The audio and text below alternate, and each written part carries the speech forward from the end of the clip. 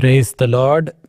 మిత్రులారా, అందరికీ మన ప్రభువైన యేసుక్రీస్తు వారి నామంలో వందనాలు తెలియజేస్తున్నాను. దేవుని యొక్క మహా గొప్ప కృప, ఆయన దయ, మరొక నూతన దినాన్ని దేవుడు మనకు అనుగ్రహించాడు. ఆయన సన్నిధిలో చేరడానికి, ఆయన వాక్యం ధ్యానిస్తూ ఆయన స్వరాన్ని వినడానికి, మన జీవితాలను సరిచేసుకుంటూ మనలను బలపరుచుకోవడానికి దేవుడు మనకిచ్చినటువంటి గొప్ప తరుణమును బట్టి దేవునికి వేలాది కృతజ్ఞతలు తెలియజేస్తున్నాను. మిత్రులారా, మనం పేతురు గారు వ్రాసినటువంటి మొదటి పత్రికను ధ్యానం చేస్తూ వస్తున్నాము. ఈ మొదటి పత్రికలో మొదటి అధ్యాయంలో మనం ఉన్నాం. ఈ మొదటి అధ్యాయంలో మొదటి 21 వచనాలు ధ్యానం చేశాము. ఈరోజు 22వ వచనం నుండి 24వ వచనం వరకు మనం ధ్యానం చేసుకుందాం. నేను చదువుతున్నాను, చూడండి. పేతురు గారు వ్రాసినటువంటి మొదటి పత్రిక 1వ అధ్యాయము 22వ వచనం నుంచి చదువుతున్నాను. మీరు క్షయబీజము నుండి కాక శాశ్వతమగు జీవము గల దేవుని వాక్యమూలముగా అక్షయ బీజము నుండి పుట్టింపబడిన వారు గనుక నిష్కపటమైన సహోదర ప్రేమ కలుగునట్లు మీరు సత్యమునకు విధేయులవుట చేత మీ మనస్సులను పవిత్రపరచుకొనిన వారయ్యుండి ఒకరినొకడు హృదయపూర్వకముగాను మిక్కటముగాను ప్రేమించుడి. ఏలయనగా సర్వశరీరుడు గడ్డిని పోలిన వారు, వారి అందమంతయు గడ్డి పువ్వు వలె ఉన్నది. గడ్డి ఎండును, దాని పువ్వును రాలును. అయితే ప్రభువు వాక్యము ఎల్లప్పుడూ నిలుచును. మీకు ప్రకటింపబడిన సువార్త ఈ వాక్యమే. మిత్రులారా, ఈ వచనాల్లో అనేకమైనటువంటి శ్రేష్టమైనటువంటి విషయాలు ఉన్నాయి. ఈ వచనాల యొక్క సారాంశాన్ని ఒక మాటలో మనం చెప్పాలంటే, విశ్వాసుల మధ్య ఉండవలసినటువంటి పవిత్రమైన ప్రేమ, ఆ బంధాన్ని, అదేవిధంగా దేవుని వాక్యం యొక్క శాశ్వత తత్వాన్ని పేతురు గారు చాలా చక్కగా ఇక్కడ తెలియజేస్తున్నారు. చూడండి, ఇదివరకే మనం చూసాము ఈ చారిత్రక నేపథ్యం. ఆనాటి ఆ రోమా ప్రభుత్వ పరిపాలన కాలంలో క్రైస్తవులు అనేక రకాలైనటువంటి హింసలను ఎదుర్కొంటూ ఉన్నారు. బయట లోకంలో హింస ఉంది అన్నటువంటిది ఒక వాస్తవం అయితే, సంఘము లోపల అనేక రకాలైనటువంటి అంతరాలు ఉన్నాయి. ధనికులని, బీదలని, లేకపోతే వారు అన్యుల, లేకపోతే యూదుల, ఇటువంటి అనేక రకాలైనటువంటి అంతరాలు ఉన్నాయన్నమాట. వారికి పేతురు గారు రాస్తూ, మీరంతా ఎలాగా ఒక కుటుంబంలాగా ఉండాలి, ఎలాగా ఒకరిని ఒకరు ప్రేమించుకుంటూ ఉండాలి, ఆ విధంగా ప్రేమించుకోవడానికి అసలు మూల కారణం ఏంటి అన్నటువంటి విషయాలను ఇక్కడ పేతురు గారు తెలియజేస్తున్నారు. మొట్టమొదటి గమనించడం మిత్రులారా, 22వ వచనములో క్షయబీజము నుండి కాక శాశ్వతమగు జీవము గల దేవుని వాక్య మూలముగా అక్షయ బీజము నుండి పుట్టింపబడిన వారు. కాబట్టి మొదటి విషయం ఏంటంటే, మన యొక్క నూతన జన్మ, యేసుక్రీస్తు ప్రభువారిని విశ్వసించిన వారందరూ కూడా కొత్తగా జన్మించినటువంటి వారే. అంటే మన యొక్క పుట్టుక అది క్షయబీజం కాదు. అంటే సాధారణమైన మానవుల పుట్టుక కాదు. సాధారణంగా మనం ఎలా జన్మిస్తాము? అమ్మా నాన్న ద్వారా జన్మిస్తాం. అయితే ఈ నూతన జన్మ, నిత్య జీవములోనికి ప్రవేశము, దేవుని కుటుంబములోనికి ప్రవేశము, దేవుని కుమారులుగాను కుమార్తెలుగాను మన జన్మ, దానిని నూతన జన్మ అంటాం. ఆ జన్మ మాత్రము అక్షయ బీజము వలన కలిగినది. అక్షయ బీజం ఏంటిది? ఇది దేవుని వాక్యము వలన కలిగినటువంటిది. కాబట్టి మిత్రులారా, ఈ ఉదయకాల సమయంలో మనలో ప్రతి ఒక్కరూ ఒక విషయాన్ని గమనించాలి. ఉదాహరణకి నేను నాతో కూడా చెప్పుకోవాలి, నేను పుట్టినది అక్షయ బీజము వలన, నేను పుట్టినటువంటిది దేవుని వాక్యము వలన. కాబట్టి అది ఎటువంటి వాక్యము? శాశ్వత కాలము నిలిచి ఉండేటటువంటి వాక్యం అన్నమాట. కాబట్టి నేను మరొక మాటలో చెప్పాలంటే, నా పుట్టుక దేవుని వలన కలిగినది. ఇందులో మనం దీనిపైన దృష్టి పెట్టి ఇందులో స్థిరపడాలి. కాబట్టి మన పుట్టుక కేవలము క్షయబీజం వలన పుట్టలేదు, మనం అక్షయ బీజం వలన పుట్టాము, దేవుని వాక్యం వలన పుట్టాము, పరిశుద్ధాత్మ కార్యము వలన పుట్టాము, దేవుని వలన పుట్టాము. ఒక మాటలో చెప్పాలి. మరి దేవుని వలన పుట్టినటువంటి వారు ఎలా ఉండాలి? అక్కడ ఉందో చూడండి. మీరు అక్షయ బీజం నుండి పుట్టినవారు గనుక నిష్కపటమైన సహోదర ప్రేమ కలుగునట్లు. నిష్కపటము అంటే స్వార్థము లేని, కపటము లేని ప్రేమను మనము ఒకరి ఎడల ఒకరము కలిగి ఉండాలి. కాబట్టి సమాజంలో, సంఘంలో అంతరాలు ఉన్నాయి. అయితే విశ్వాసులకు రాస్తున్నాడు, సంఘంలో మీరు ఎలా ఉండాలి? మీ పుట్టుక అక్షయ బీజం వలన కలిగింది కాబట్టి మీరు ఒకరి ఎడల ఒకరు నిస్వార్థమైనటువంటి, కపటము లేని, వేషధారణ లేని ప్రేమను కలిగి ఉండాలి. అది మొదటి విషయం. 23వ వచనం చూస్తే మనము ఇంకొక చక్కటి మాట ఉంటుంది చూడండి. మీరు సత్యమునకు విధేయులవుట చేత మీ మనస్సులను పవిత్రపరుచుకుని వారయుండి ఒకరినొకడు హృదయపూర్వకముగాను మిక్కుటముగాను ప్రేమించుడి. ఒకరినొకరు ఎలా ప్రేమించాలంటే మనము హృదయపూర్వకంగా ప్రేమించాలి, మిక్కటముగా ప్రేమించాలి. అయితే ఎలా సాధ్యం? ఎలా ఒకరినొకరు హృదయపూర్వకంగా ప్రేమించుకోగలం? ఎలా మిక్కటముగా ప్రేమించుకోగలమంటే, సత్యమునకు విధేయులవుట చేత మీ మనస్సులను పవిత్రపరుచుకొనిన వారయ్యుండి. చూడండి, మన మనస్సులో అనేకమైనటువంటి ఆలోచనలు వస్తుంటాయి. మనస్సును ఏమంటారంటే ఇన్స్ట్రుమెంట్ ఆఫ్ థాట్స్. మనస్సు అన్నటువంటిది అనేకమైన ఆలోచనలను పుట్టించే పరికరం. మన మనస్సులో కొన్ని మంచి ఆలోచనలు ఉంటాయి, కొన్ని చెడ్డ ఆలోచనలు ఉంటాయి, రకరకాల ఆలోచనలు ఉంటాయి. మనం సంఘంలోనే ఉంటాం కానీ మన చుట్టుప్రక్కల ఉన్నటువంటి సహోదరుల ఎడల, సహోదరుల ఎడల కొన్నిసార్లు మంచి ఆలోచనలు ఉంటాయి, కొన్నిసార్లు చెడ్డ ఆలోచనలు ఉంటాయి. మంచి ఆలోచనలు ఉంటే పర్వాలేదు, చెడ్డ ఆలోచనలు ఉన్నప్పుడు ఏమవుతుందంటే మనము మన సంఘంలో ఉన్నటువంటి సహోదరుల నుండి వేరైపోతామన్నమాట.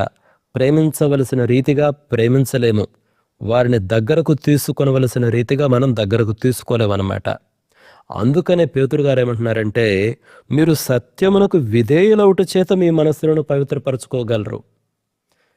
కాబట్టి మనంతట మనకు సాధ్యం కాదు. మనంతట మనము మన మనస్సులో ఉన్నటువంటి ఆలోచనలను నియంత్రించలేము. అయితే ఒక పని చేయాలి, సత్యమునకు విధేయత చూపించటం నేర్చుకోండి. సత్యం అంటే ఏంటి? దేవుని సత్యమే, యేసుక్రీస్తు ప్రభువారి యొక్క స్వభావమే. ఆయన యొక్క మాటలకు, ఆయన చూపించినటువంటి మార్గాలకు, ఆజ్ఞలకు మనం విధేయత చూపితే అప్పుడు మన ఆలోచనలు, విధేయత చూపడం అంటే ఏంటి? అది ఎక్కడ ప్రారంభమవుతుంది? హృదయంలో ప్రారంభమవుతుంది, మనస్సులో ప్రారంభమవుతుంది. మన ఆలోచనలన్నీ కూడా దేవునికి, సత్యమునకు విధేయత చూపుతాయి, వంగుతాయి అన్నమాట. దేవుని ఎదుట మోకరిల్లుతాయి. అప్పుడు దేవుడు ఏం చెప్తున్నాడు? నిన్ను వలె నీ పొరుగు వారిని ప్రేమించుము. దేవుడు నిన్ను క్షమిస్తున్నాడు కదా, అదేవిధంగా నువ్వు కూడా క్షమించుము. నువ్వు దేవాలయానికి వచ్చినప్పుడు, అర్పణ ఇచ్చేటప్పుడు ఒకవేళ నీ సహోదరుని ఎడల ఏదైనా వ్యతిరేకంగా ఉంటే మొదట వెళ్ళి సరిచేసుకొనుము. కాబట్టి సత్యమునకు విధేయులు అవటం చేత మన మనస్సును నియంత్రించుకోగలము. అంటే మన మనస్సులో చేదైనటువంటి ఆలోచనలను, చేదైనటువంటి వేరును తొలగించుకోగలము. అయితే ఇది కేవలం సత్యమునకు విధేయులు అవటంతో జరుగుతుంది. అందుకని ఆ పదం చాలా మంచి పదము, మీ మనస్సులను పవిత్రపరచుకొని వారిని. ఇదే పవిత్రపరచుకొనుట. సత్యమునకు విధేయులం కాకపోతే మన మనస్సు అపవిత్రమైన ఆలోచనలతో నిండి ఉంటుంది. ఏంటి అపవిత్రమైన ఆలోచనలు?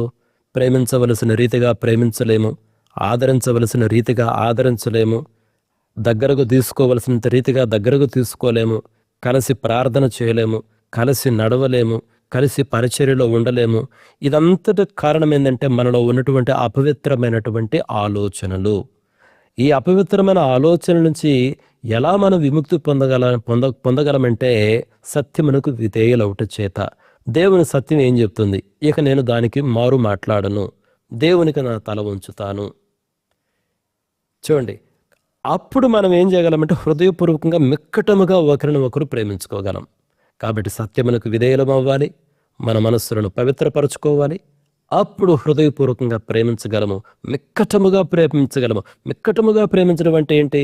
ఒక నిబద్ధతను కలిగి ప్రేమించగలము, ఒక దానికి కట్టుబడి ప్రేమించగలము, తీవ్రతతో ప్రేమించగలమట. అది మిక్కటముగా ప్రేమించటం. అది అంటే అది దాని అర్థం. ఒక నిబద్ధత ఉండాలి. ఇప్పుడు భార్యాభర్తల మధ్య గొడవలు ఉండొచ్చు, కానీ ఒక వివాహం అన్నటువంటి ఒక నిబద్ధత ఉన్నది కాబట్టి దానికి కట్టుబడి వారి మధ్య ఉన్నటువంటి అంతరాలను ఒకరు ఎడల మరొకరు క్షమించుకొని ప్రేమించుకుంటారు. అప్పుడే ఆ కుటుంబం నిలబడి ఉంటుంది. సంఘమైన సహవాసమైనా అంతే. ఒక నిబద్ధత కలిగి ఒకరిని ఒకరు ప్రేమించుకోవాలి, తీవ్రమైన ఆసక్తిని కలిగి ప్రేమించుకోవాలి. అయితే ఇది ఎలా సాధ్యమంటే సత్యమునకు విధేయులవుట ద్వారానే సాధ్యము, మరి వేరే విధంగా సాధ్యం కాదు.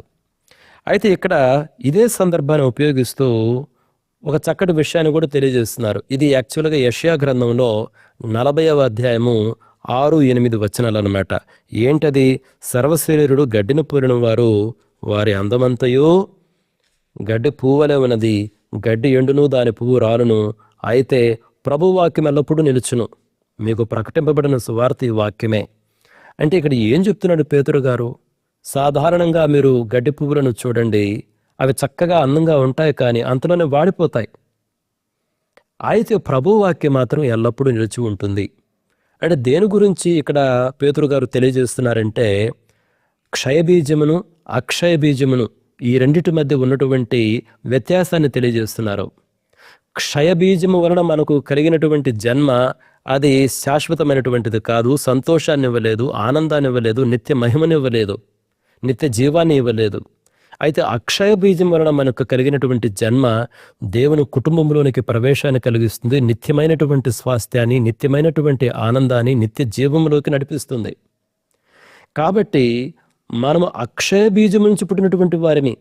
అదే ఈ సువార్త. ఈ సువార్త ఏంటి? మీరు అక్షయ బీజం నుంచి పుట్టినటువంటి వారు, ఇప్పుడు మీరు దేవుని కుమారుడు, దేవుని కుమార్తెలు. కాబట్టి మీ మనస్సులను పవిత్రపరచుకోండి, ఒకరి ఎడల ఒకరు మిక్కటముగాను హృదయపూర్వకంగాను ప్రేమను కలిగి ఉండండి.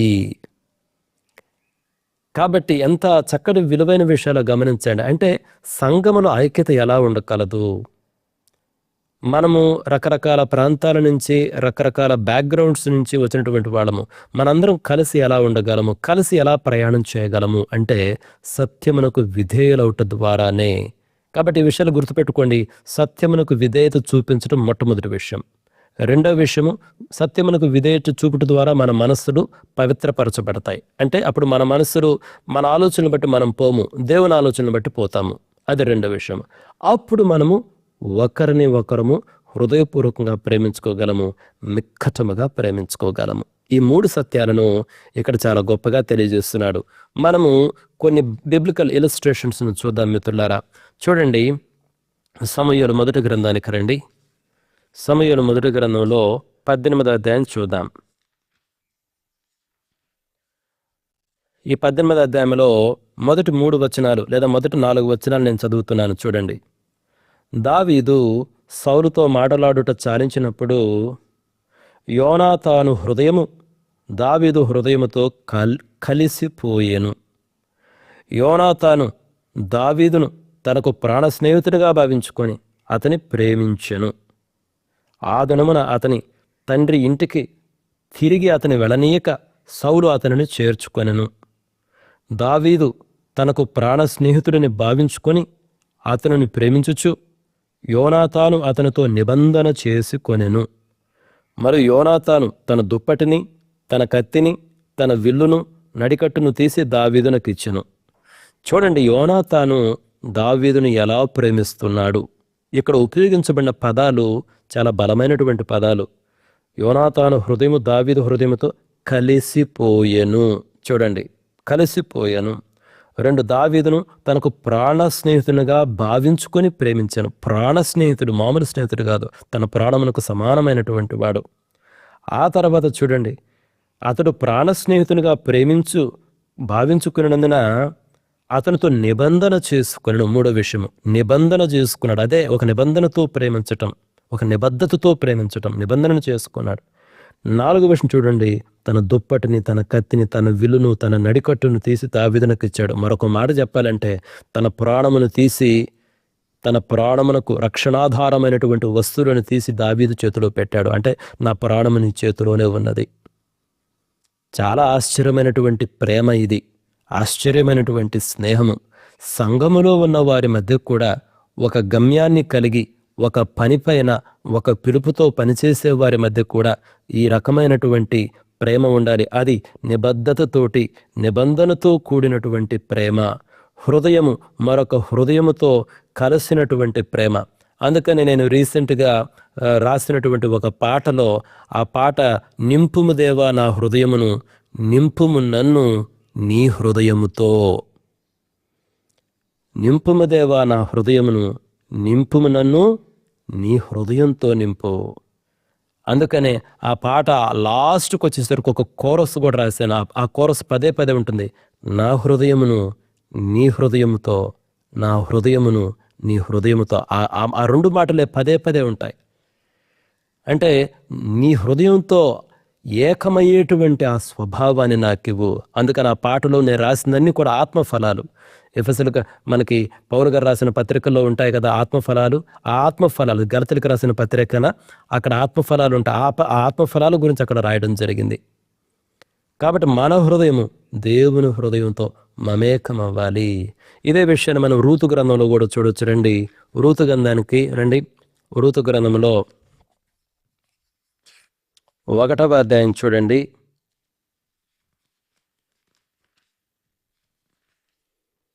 16వ వచనం చదువుతున్నాను. అందుకు రూతు, నా వెంబడి రావద్దనియు, నన్ను విడిచిపెట్టుమనియు నన్ను బ్రతిమాలు కొనొద్దు. నీవు వెళ్ళు చోటుకే నేను వచ్చేదను, నీవు నివసించు చోటనే నేను నివసించేదను. నీ జనమే నా జనము, నీ దేవుడే నా దేవుడు. నీవు మృతి పొందు చోటను నేను మృతి పొందేదను, అక్కడనే పాతి పెట్టబడదను. మరణము తప్ప మరి ఏదైనను నిన్ను నన్ను ప్రత్యేకించిన ఎడల యెహోవా నాకు ఎంత కీడైనను చేయునుగాక అనను.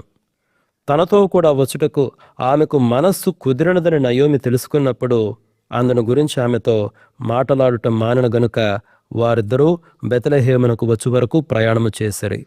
ఎక్కడకు వచ్చు వరకు? బెత్లెహేమునకు వచ్చు వరకు ప్రయాణం చేశారు. ఇప్పుడు వారిద్దరి ప్రయాణం ఒకటే, వారిద్దరి మార్గము ఒకటే, వారిద్దరి గమ్యము ఒకటే, వారిద్దరి దేశము ఒకటే, వారిద్దరి విశ్వాసము ఒకటే, వారిద్దరి ప్రజలు ఒకటే. మీరు గమనించారా రూతు యొక్క నిర్ణయము?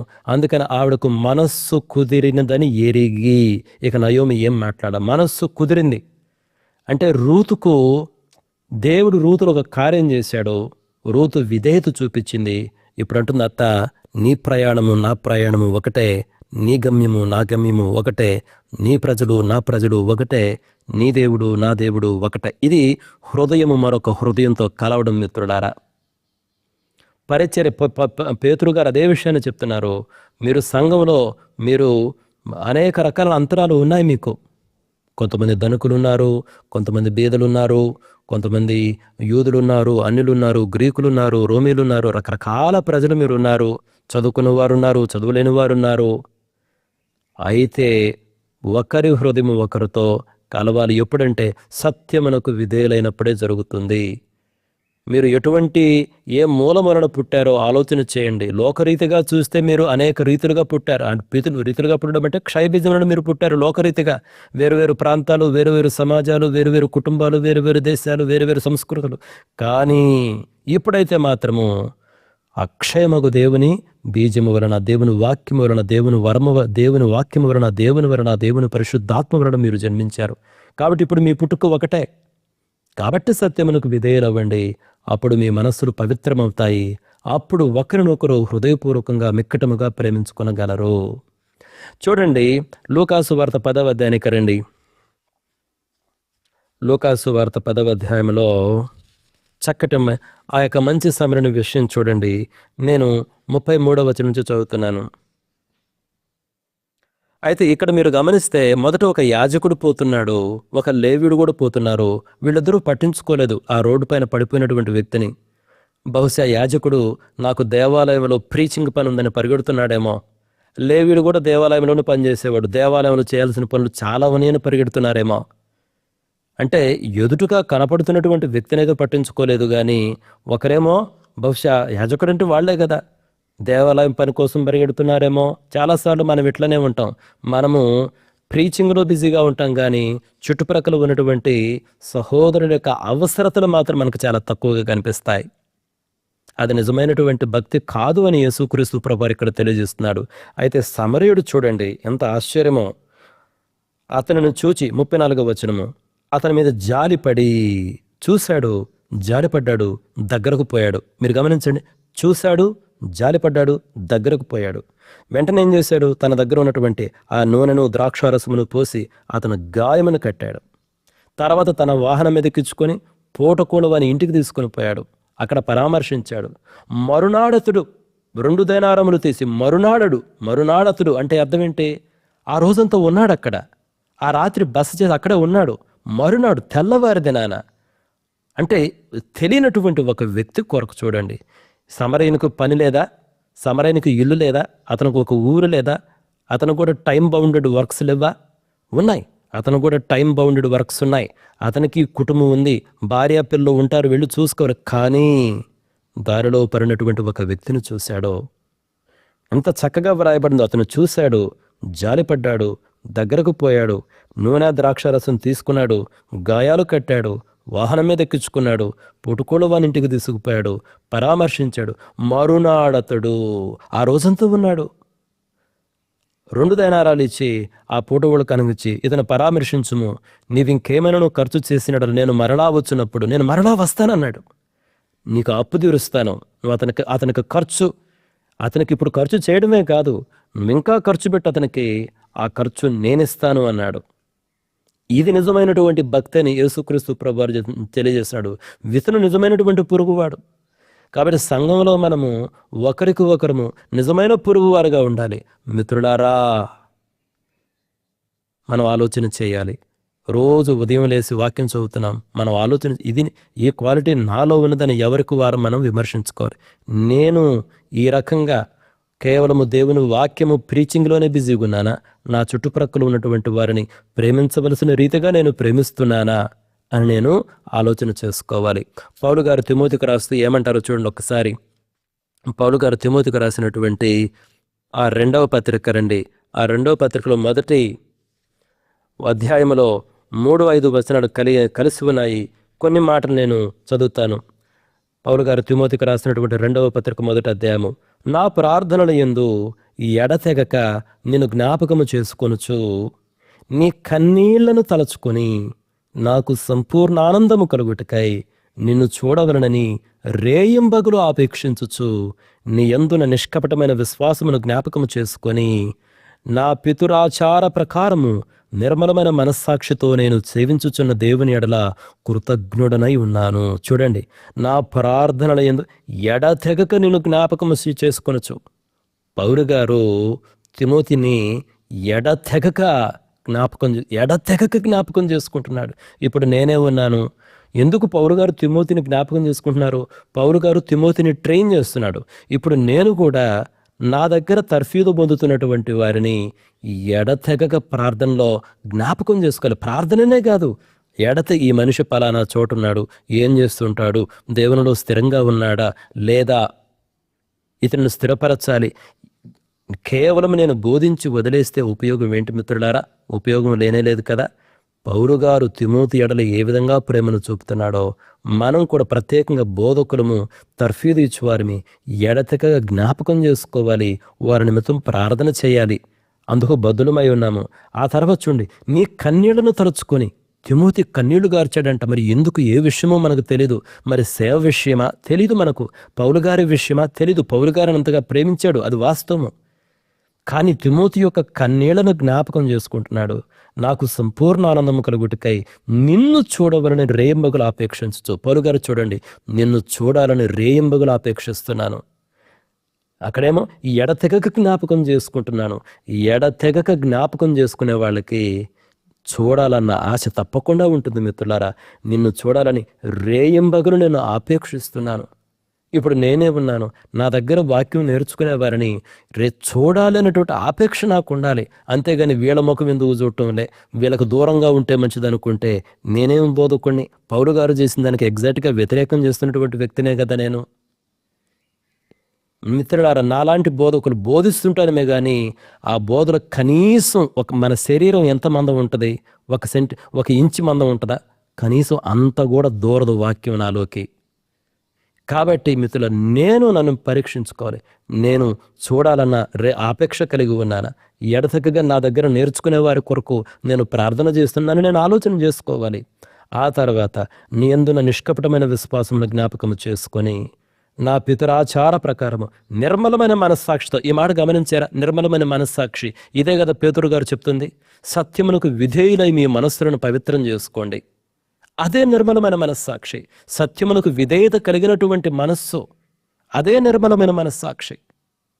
కాబట్టి నిర్మలమైన మనస్సాక్షితో నేను నీ ఎడల, దేవుని ఎడల కృతజ్ఞుడనై ఉన్నాను. నిన్ను బట్టి దేవునికి స్తోత్రం తెలియజేస్తున్నాను. నేను కూడా మిత్రుల ఈ విధంగా చెయ్యాలి. పౌలు గారిని చూసి నేను నేర్చుకోవాలి. నా దగ్గర వాక్యం నేర్చుకున్నటువంటి వారిని వారిని ప్రేమించాలి. వారి నిమిత్తం జ్ఞాపకం చేసుకోవాలి. వారి కొరకు ప్రార్థించాలి. వారిని చూడాలన్న ఆపేక్ష రేయింబగులు నాలో ఉండాలి. వారిలో ప్రతి ఒక్కరిని బట్టి నేను కృతజ్ఞతలు దేవునికి చెల్లిస్తూ, ప్రభువా వీరిని విశ్వాసములో స్థిరపరచుము, వీరెక్కడున్నా వాడుకొనుము అని ప్రార్థన చేయాలి. మిత్రులారా, చూడండి, ఆఖరిగా ఒక వచనం చదివి నేను ముగిస్తాను. అపోస్తల కార్య గ్రంథాల్లో ఒక మాట ఉంటుంది, చూడండి. 2వ అధ్యాయము, అపోస్తల కార్య గ్రంథములు 2వ అధ్యాయము 44వ వచనం చూడండి. 44వ వచనంలో ఒక మాట ఉంటుంది.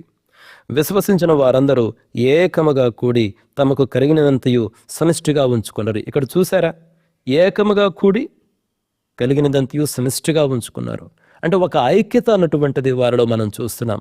పేతురు గారు ఈ ఐక్యతను చూశారు. ఈ సందర్భంలోనే పేతురు గారు చక్కటి బోధన కూడా చేశారు. అది చూశారు కాబట్టి ఇప్పుడు పేతురు గారు చెప్తున్నారు, చూడండి మిత్రులారా, విశ్వాసులారా, మనందరం ఒక శరీరములో, ఒక సంఘములో పాలిభాగస్తులు ఉన్నాం. కాబట్టి మనలో ఐక్యత అన్నటువంటిది ఉండాలి. మనం సమిష్టిగా కలిసి బ్రతకాలి.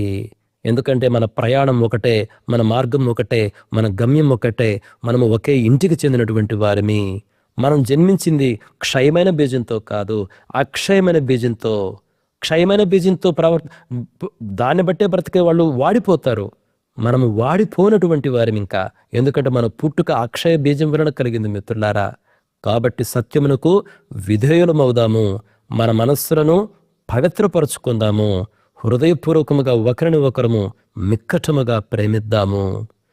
కాబట్టి మిత్రులారా, నేను ముగిస్తున్నాను. ముగించేటప్పుడు ఒకసారి జ్ఞాపకం చేస్తున్నాను, మనము ఐక్యతను కలిగి ఉండాలి.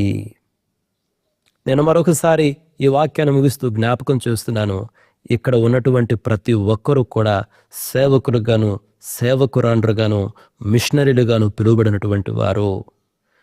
మీరు ఈ యొక్క సమరయుడు ఏ విధంగా ఈ చుట్టుప్రక్కల గాయపడినటువంటి వ్యక్తిని ప్రేమించాడో, పౌలు గారు ఏ విధంగా తిమోతిని ప్రేమిస్తూ వచ్చాడో, యోనాతాను దావీదుని ఎలా ప్రేమిస్తూ వచ్చాడో, రూత్ అయితే ఏ విధంగా తన అత్తతో కలిసి ప్రయాణం చేయాలనుకుందో, మన చుట్టుప్రక్కల ఉన్నారు, యవనస్తులు ఉన్నారు, నశించిపోతున్న పెద్దలు ఉన్నారు, ముసలివారు ఉన్నారు, చిన్నపిల్లలు ఉన్నారు. నిన్నటి దినాలు మేము నూతనపల్లి పోతే అసలు నూతనపల్లి ఒక తరం పూర్తిగా వెళ్ళిపోయింది. అక్కడ ఎప్పుడు ఏంటంటే మన వాక్యం చెప్తూ ఉంటాము, తరం ఒకదాని తర్వాత ఒకరు వెళ్ళిపోతూ ఉంటారు. ఇక ఎవరు లేరు పిల్లలు. మేము అనుకుంటూ ఉన్నాము, ప్రభువా అందరూ వెళ్ళిపోయారు, హాస్టల్స్ బయట ప్రాంతాలకు వెళ్ళిపోయారు, ఎలా అనుకుంటూ ఉంటే ఒక 2-3 వారాల నుంచి పిల్లలు అసలు పుట్టలు పగిలి చీమలు వచ్చినట్టు వస్తున్నారు. నిన్నటి దినాన్ని 24 మంది పిల్లలు వచ్చినారు, మొత్తం వస్తున్నారు, విస్తారంగా వస్తున్నారు. మేము ఆశ్చర్యపోయాం, ప్రభువా నిజంగా మీరు ఈ పిల్లలను, ఈ ప్రాంత, ఈ ఊరి ప్రజలను ప్రేమిస్తున్నారు. మిత్రులారా, ప్రతి ఒక్కరికి మరలా జ్ఞాపకం చేస్తున్నాను. 2 వారాల క్రితం ఒక విషయం జరిగింది. 2 వారాల క్రితము ఆదివారం ప్రార్థన అయిన తరువాత ఇంకా ఇప్పుడు మా ఇంట్లోనే కూడుకోవడం కన్నా ప్రజల మధ్యకు వెళ్ళి సేవ చేయాలనే ఉద్దేశంతో నేను జీవరత్నం గారితో, ఫిలిప్ గారితో మాట్లాడుతూ వచ్చాను. అన్న, ఈ విధంగా దేవుని చిత్తమైతే చూడండి, పెద్దపాడు ప్రాంతంలో మనము ఏదైనా అవకాశం ఉంటే ప్రారంభిద్దామని మేము అలా డిస్కస్ చేసుకొని ప్రార్థన చేసుకుని అందరూ వెళ్ళిపోయారు. వెళ్ళిపోయిన తర్వాత చూస్తే నా సెల్ ఫోన్లో ఆనందం అక్క గారి నుంచి ఒక మెసేజ్ వచ్చింది. అక్కగారు ఒక మెసేజ్ పెట్టారు, అన్న దేవుడు నన్ను ప్రేరేపిస్తున్నాడు, ఇక్కడ మా గృహంలో మీరు ప్రార్థన సహవాసాన్ని ప్రారంభించండి. మరి అక్క వాళ్ళు ఎగ్జాక్ట్గా ఏ ఏరియాలో ఉంటారో నాకు తెలియదు. నేను చాలా ఆశ్చర్యపోయాను. మేమైతే ప్రాంతాలకు వెళ్ళి ఇప్పుడు ఇక్కడే కూర్చొని నేను వచ్చిన వాళ్ళకి పదే చెప్పడం కన్నా మంచిదే చెప్పాలి, కానీ ఇంకా బయట ఎంతోమంది ఉన్నారు, వాళ్ళకి చెప్తే మంచిది కదా. ఆ తపనతో ప్రార్థన చేస్తూ డిస్కస్ చేస్తే టక్కున మరి ఆశ్చర్యకరంగా అసలు నేను ఊహించలేదు. మరి అక్కగారు ఆ మెసేజ్ పెట్టారు, అన్న ఈ విధంగా ప్రారంభించాలి, యవనస్తులు ఉన్నారు. కాబట్టి ఆ తర్వాత అక్కగారితో మాట్లాడుతూ ఉన్నాను, ప్రార్థనలో పెట్టాను. అక్కగారు మంగళవారము శుక్రవారము కుదరదన్న, ఈ మంగళవారము శుక్రవారం కాకుండా మిగిలినటువంటి రోజుల్లో పెట్టాలి. ఇది 2-3 వారాల నుంచి అక్కగారితో డిస్కస్ చేస్తున్నాను, ప్రార్థించండి మిత్రులారా. మీరు కూడా ఎవరో దండరాశారు ప్రతి చోటుకు వచ్చి చెప్తాడు అనుకోవద్దు. మీరే సేవకులు, మీరే సేవకురండ్రు, మీరే బోధకులు, మీరే మిషనరీలు. మీ చుట్టుప్రక్కల కన్నులెత్తి చూడండి. ఆ మంచి సమరైన వలె మనం ఉందాం, ఆ పౌలు గారి వలె ఉందాం, ఆ రూతు వలె మనం ఉందాం. మన చుట్టుప్రక్కల ఉన్న వారిని మనం ప్రేమిద్దాం మిత్రులారా. దేవుడైతే మార్గాలు తెరుస్తున్నాడు. ఒక విషయం స్పష్టంగా నేను చూస్తున్నాను, దేవుడు మార్గములు తెరుస్తున్నాడు. నేను అంటున్నాను, ఒక్కొక్కసారి నాకు భయం వేస్తుంది, ప్రభు ఇన్ని ప్రాంతాలకు తిరగలనా అంటే నా హృదయంతో దేవుడే మాట్లాడుతున్నాడు, నేను అలసిపోయానన్న పదం ఉపయోగించుకో, అసలు ఆలోచన రానివ్వకో. దేవుడు ఇర్మియాతో అంటున్నాడు, నేను చిన్న పిల్లవాడును అని అనొద్దు ఇర్మియా, నువ్వు నీ తల్లి గర్భంలో నీవు రూపింపబడకమునిపై నేను నిన్ను ఎరిగి ఉన్నానని ఇర్మియాతో అంటున్నాడు. మిత్రులారా, మనలో ప్రతి ఒక్కరి విషయం ఇది వాస్తవము. మనము మన తల్లి గర్భంలో ఏర్పరచబడక ముందే దేవుడు నిన్ను నన్ను ఎరిగి ఉన్నాడు. ఒక పని నిమిత్తం ఆయన పిలిచాడు కాబట్టే ఒక సహవాసంలోకి తీసుకొచ్చాడు. మనము ఒకరిని ఒకరు నిష్కపటముగా ప్రేమించుకుంటూ ఆదరించుకుంటూ ముందుకు సాగిపోవాలి. ఇటు మాటలు గ్రహించులాగన దేవుడు తన కృపను మనలో ప్రతి ఒక్కరికి అనుగ్రహించాలని కోరుకుంటూ ముగిస్తున్నాను. May God bless each one of you. Thank you.